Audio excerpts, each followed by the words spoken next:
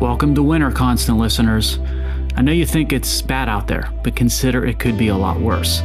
Our air date is January 22nd, but tomorrow, January 23rd, that marks the day in 1971 when Prospect Creek Camp, Alaska, experienced the lowest temperature ever in the United States, minus 80 degrees.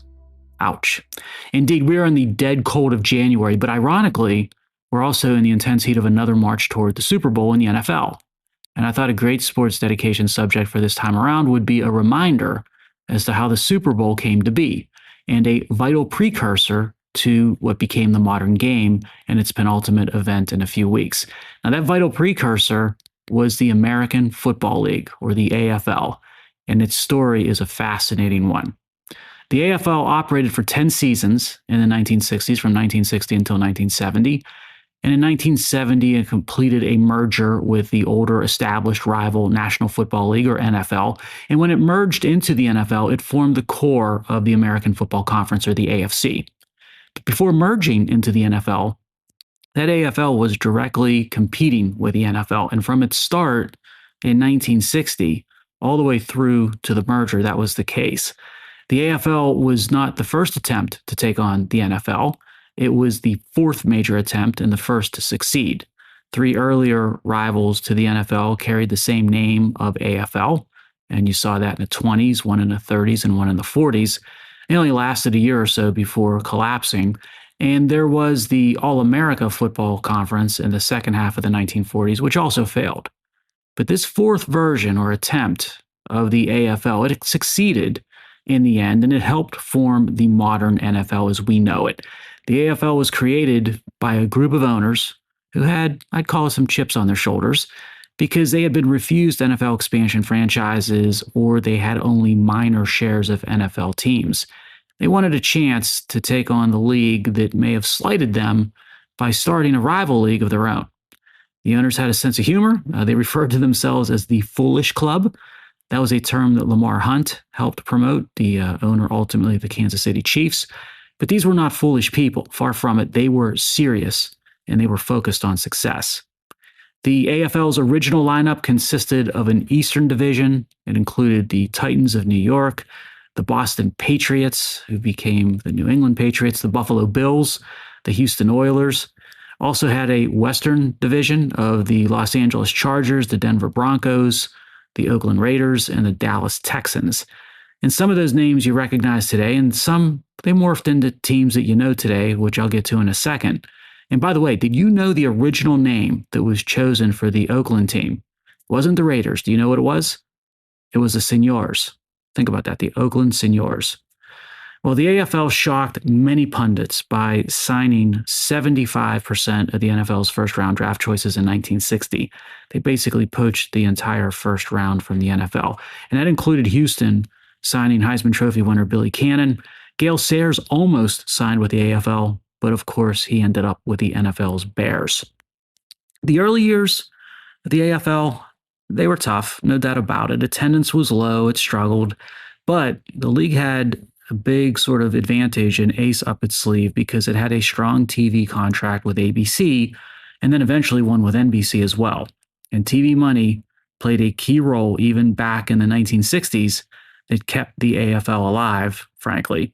And the AFL was an exciting product. That was another advantage it had compared to the stodgy NFL. The AFL style play was much more offense-minded and offensively oriented. Fans liked that, and that helped to attract even more top talent from colleges and from the NFL. And I mentioned that some of those AFL franchises, they morphed. The Chargers moved from LA to San Diego. The Texans, they moved up to Kansas City and became the Chiefs. And those New York Titans became the New York Jets under new ownership. And they signed a University of Alabama star quarterback from Western Pennsylvania, Beaver Falls, named Joe Namath, who, by the way, was Far Middle dedication subject for episode 106. The Jets and Namath, they helped promote the AFL in Gotham and with major media, because a lot of major media was centered in New York City. The AFL head-on competition with the NFL worked its magic, placing Al Davis, who was the GM and coach of the Raiders at the time, in as league commissioner. That was another crucial move. and the leagues agreed to a merger in 1966. Among the conditions were two things that we've come to know quite well: a common draft and a championship game played between the two league champs, first played in early 67, which would eventually become known as the Super Bowl. In the merger, the AFL and NFL, they operated as separate leagues once they signed the initial merger until 1970. So they announced a merger agreement in 66, but still operated as separate leagues, meeting in a championship game until 70. And they had separate regular seasons, separate playoff schedules, except for the Super Bowl. NFL legendary Commissioner Pete Rozelle, who was our dedication subject for Far Middle 146, he also became chief executive of the AFL until the merger was wrapped. The AFL expanded in the late 60s after the merger agreement. They added Miami with Dolphins. Cincinnati brought the Bengals. And after losses by the first two AFL-NFL World Championship games to the Green Bay Packers, the AFL ended up redeeming itself by having the New York Jets and those Kansas City Chiefs win Super Bowls 3 and 4. So now the AFL found itself on equal footing with the NFL when it came to on-the-field competition. And right on time, in 1970, the AFL was absorbed into the NFL. The 10 AFL franchises, they joined with 3 existing NFL teams. So they joined up with the Baltimore Colts, the Cleveland Browns, and my Pittsburgh Steelers. And that group formed the Merged Leagues American Football Conference, the AFC. And that, constant listeners, is how the modern NFL, from draft to AFC, NFC, to many of those teams you love, to the Super Bowl, it's how it all came to be.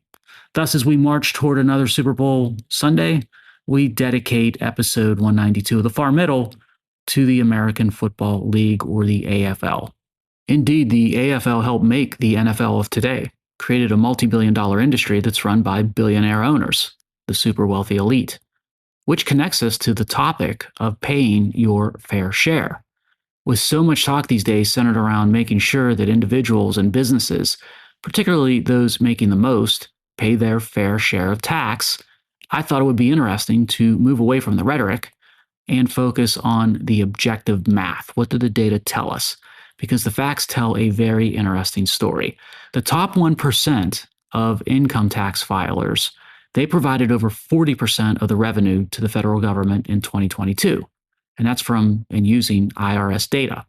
The top 10% of filers shouldered over 70% of the total tax burden.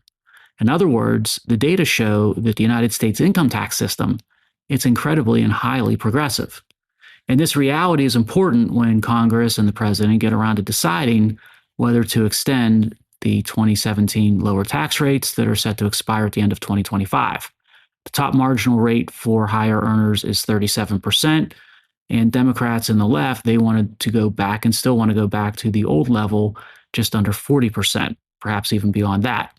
And the argument, those in favor of raising the top rate from 37% to something just under 40% or beyond, is that not doing so would enrich the already super wealthy who don't pay their fair share. But that's not what the data and the facts that I just stated indicate is happening. And there's some additional sort of statistics that puts this in perspective. Yeah, the reality is that one filer out of every 100 is providing more than 40% of income tax revenue. And that top 1% is about 1.5 million tax returns. That group comprises over 22% of the nation's total reported earnings, but their share of income taxes paid was nearly double that at over 40%. And their average federal tax rate was just over 26%. So for those who say they don't pay their fair share, considering the 1% at the top pays 2 times more in taxes than their share of income helps put that in perspective with some data. Now, when you drop down to the next highest bracket, so this would be between the top 1% and the top 5%, you'll see that that comprises of just over 6 million tax returns, and its band of adjusted gross income is between $262,000 and $663,000. Now, that group had roughly 16% of total earnings, but it contributed almost 21% of income tax revenue, and their average tax rate was just under 19%. The third highest tier between the top 5% and 10% of earners, That's the group whose share of earnings roughly matches their share of taxes paid. So that's where you start to see some parity between share of national earnings and share of taxes paid. And then when you drop down to the lower brackets, you start to see the share of income for the that band exceed the share of tax, as you might expect. So when you add it all up, the top quarter of earners reported 70% of all income in 2022, and it paid over 87% of all income taxes. And the current tax code, including the 2017 lower tax rates, by the way, this is with those lower rates, it hits the upper income brackets harder on a progressive scale. And as the country begins to assess, again, where it goes on tax rates and which bracket ends up being impacted the most, let's make sure that those setting policy are using the appropriate data and the actual math so that everyone goes into the process with good situational awareness. Speaking of fair share and paying fair share, maybe instead of looking to burden doers and value creators in the private sector more harshly, maybe instead the federal government should first look at what's going on with nonprofits. Got some additional math and statistics for you that I think you'll find interesting. In 2019, tax-exempt nonprofit organizations, they generated over $3 trillion in income. They sat on $8 trillion in assets. They received over $180 billion in income from a range of different sources. And although nonprofits and charities, as we traditionally think of them, are included in that group, most of the biggest tax-exempt organizations operate like predatory businesses. Think of hospitals, big universities, consulting firms, credit unions, and athletic associations. The largest tax-exempt nonprofit in the nation is Kaiser Permanente, which is a hospital and insurance entity. That nonprofit generated over $100 billion in revenues and over $5.6 billion in net income in 2019 across all the different segments that it controls. Hospitals and health insurers nationwide in 2019, they enjoyed more than $60 billion in profit, tax-free. And right behind hospitals and health insurance entities are the second largest tax-exempt sector, which is higher education. Almost $300 billion in revenue and over $20 billion in net income in 2019 as a sector. There were over 50 private universities reporting more than $1 billion in revenue that year, and less than 20% of university income comes from charitable donations, which exposes what I think is another popular myth. Investment income accrues tax-free for universities, or mostly tax-free for the hundreds of university endowments, foundations, fundraising entities, and real estate holding companies. The NCAA is another great example. It enjoys over $1 billion per year in tax-free income from broadcasting rights and from sponsorships. Meanwhile, the college athlete paying income tax on their earnings. Now, having tax-exempt organizations pay the 21% corporate tax rate, that would generate about $40 billion every year. And it would help differentiate between true charities and what are commercial enterprises parading in charity clothing. Now, revenue to run government can be viewed certainly as a scarce resource, which is why we need to consider these massive nonprofits and think about whether they should start paying a fair share of tax. But it's not just dollars that can be scarce or precious these days. A host of commodities and services may also be viewed as scarce resources. And perhaps today, and looking into the future, the most precious resource of all for both the United States as well as the rest of the world might be people, specifically working-age people who can be trained in skill sets that a modern economy demands and that can productively contribute to the tax base instead of pulling from it. Many in the United States and in Europe, they fail to realize this reality, but a country who gets it and understands it quite well is China. The data, once again, that seems to be the theme of this episode, the data are telling. The working age population of high-income countries like those in Europe and the United States, it's already roughly doubled between 1950 and 2020. But now those working age populations in high-income countries, they've started to fall. And if fertility rates don't change, they're going to continue to fall by 20% by 2080. And that's a huge problem and threat to the prosperity and stability of the developed world, including China. Yes, I think it's old thinking and ridiculous these days to think of China as a developing nation. Anyway, consider Japan. That's a good leading indicator, I think, of where the United States, Europe, and China may be heading. Japan today has 50 dependent elderly for every 100 workers. And that ratio, it's going to get worse by the end of the century. It's going to rise to 90 dependent elderly for every 100 workers by then. That's almost a ratio of 1 to 1. China faces a similar threat. Its ratio is going to rise from about 20 dependent elderly today for every 100 workers to 70 by 2080.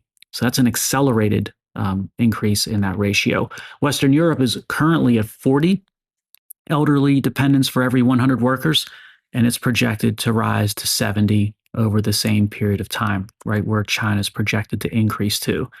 Now, the United States is expected to go from about 30 elderly dependents for every 100 workers today to more than 50 by 2080, which is where Japan is currently at. When faced with such sobering demographic math, what's a nation to do in response? I mean, hopefully you would expect it's not going to sit there and wait for the crisis to develop or worsen. Well, the obvious answer is to revive fertility rates, a growing population organically, so to speak. But for most nations, from China to Europe to the United States, I wouldn't bank on such a silver bullet. People are getting married later and they're having less children. So that leaves 4 remaining options. You can impose significant austerity, but that creates political and social unrest. You can adopt mass immigration, but that brings problems of its own, as we've seen recently. You can look to rising productivity, but that's often easier said than done. And you can look to export capital and workers to employ on projects in developing nations that have a different set of demographics and economic opportunity. So what's China done? China has adopted modified versions of those last 2 alternatives, boosting productivity and exporting capital to developing nations as its answers to its eroding demographics when you look to the future. And the biggest tactical example of that strategy in play is China's Belt and Road Initiative. That initiative has been global in scope, and frankly, it's been agnostic relative to governance structure or form of government of the target nations for the Belt and Road investment. American Affairs performed a study recently looking for a correlation between where China is investing globally and the governance of those targeted nations. And you know what? They found no correlation. The $2 trillion Belt and Road Initiative is solving for something other than fostering communism across the globe, although I might add that is likely a second or third order consequence and benefit of the effort from China's perspective. And you see this also with China's limited military global footprint beyond its borders. This was an amazing statistic to me. The United States has about 250,000 military personnel stationed overseas, while China has a couple hundred, all of them at its sole overseas base in Djibouti. Effectively, all of China's military resides within its immediate territorial interests. But then you look at things economically, you see a completely different story when it comes to Chinese global domination, ambition, and aggression. It dominates slews of industries, including telecom, energy, etc. And where it invests through its Belt and Road Initiative, you can be sure that you're going to find China exporting its own workforce to those faraway lands along with its capital. Indeed, China's applying a 2-pronged tactical approach to achieve not only avoiding its demographic cliff, but also to expand by assimilation through infrastructure. That's why today, China's graduating more engineers and installs more robots than the rest of the world combined. Well, it's time to close up the far middle shop this week. I will make a connection to where we started, sports entertainment and the AFL, to a different area of the entertainment industry, and that's Hollywood and TV. Let's close with discussing one of the best shows during a great era of television. This week in 1975, the Barney Miller TV sitcom made its debut on ABC, and that's the same network that first televised AFL games. The TV series was set in a New York City Police Department police station, and I know the address because I'm a fan of the show. I can tell you that the station was in Greenwich Village in Lower Manhattan. And then the Far Middle research team provided more detail for a more exact address, East 6th Street in the Village. And no, the police station does not exist or did not exist in real life. The detectives were the stars and focus of the show. Suspects or citizens would appear as new actors each episode to drive the plot that week. Hal Linden was Captain Barney Miller and the show's marquee star. Series ran on ABC from January 23rd, 1975 until the middle of 1982. 8 glorious seasons. I like the sitcom for a couple of reasons. I think it had some really unique aspects. First, the sitcom takes place almost entirely, each episode, within the confines of the detective squad room and Captain Barney Miller's adjoining office of the police station. So this TV series, the sitcom, managed to be incredibly creative and impactful on a whole bunch of subjects, and with the actors that they employed and utilized, despite limiting itself to a very tiny physical footprint or physical box. Second thing that I loved about the show was the theme song, of all things. And the theme song had no lyrics. The show's theme is an instrumental jazz fusion piece with a distinctive bass line, and it was improvised when the show's producer asked the musician to focus on the bass because he summed up the show concept as a main character being a cop in New York City. And wouldn't you know it, when you hear the theme music to Barney Miller, that musician captured gritty New York of the 1970s perfectly. Which brings up the third thing that I loved about Barney Miller. It provided one of my first impressions of New York when I was a kid. Part of that impression was the shots of Manhattan at the intro and close to accompany that baseline theme music. And the set of the police station, it was cluttered, it was dingy. The cast and the police force and the citizens, it was a cross-section of society, multiracial, and much of what I envisioned New York to be, I gained that view or that vision from shows like Barney Miller. And cops, they generally liked Barney Miller, and cops are notorious for not liking police shows. Many cops felt the show captured the essence of the job. I once read a story where a real-life cop commented, "Life really is more like Barney Miller than NYPD Blue, but our jokes aren't nearly as funny." Barney Miller was highly acclaimed, won multiple awards. The show was so successful that it spawned a spin-off series. And can you guess which one? It was Fish. And that sitcom had a much shorter run in the late 1970s, and that focused on the Barney Miller character Philip K. Fish, played by Abe Vigoda. And most of you film fans know Abe as Tessio from the Godfather epic. Well, I hope you enjoyed this episode. And in between episodes, please follow me on X and LinkedIn. Check out nickdeolius.com. Always posting across those platforms interesting content every day. And, I'm often asked across those different platforms and with the podcast, The Far Middle, what motivates me to do those things or to create those things? Well, I can explain by closing with a thought from the great Ayn Rand. A line from The Fountainhead. Have you read The Fountainhead? You must. You'll love it. Anyway, there is a character in the story named Heller, and he's a guy with individualistic beliefs, but who knows nothing about architecture. And this is a story about architecture, but he knows what he likes. So he ends up hiring the main character, Rourke, to build him a private home. And Heller is a man who trusts his own judgment. So although Rourke at the time had no professional credentials, Heller hires him on the sole basis of his sketch of the proposed house. So the merit of Rourke's design is the only credential that Heller really cared about. And Rourke throws everything he has into the project. He becomes maniacal about it, to the point where there's an exchange in the book and a line from Heller where he says or asks the architect Rourke, "After all, it's only a building. It's not the combination of holy sacrament, Indian torture, and sexual ecstasy that you seem to make of it." How did Rourke respond to that? Isn't it? That's a good close to think about with respect to what we do for a living, what inspires us, what we aim to accomplish, and for what motivates us all. Have a great week, everyone, and as always, stay connected to that far middle.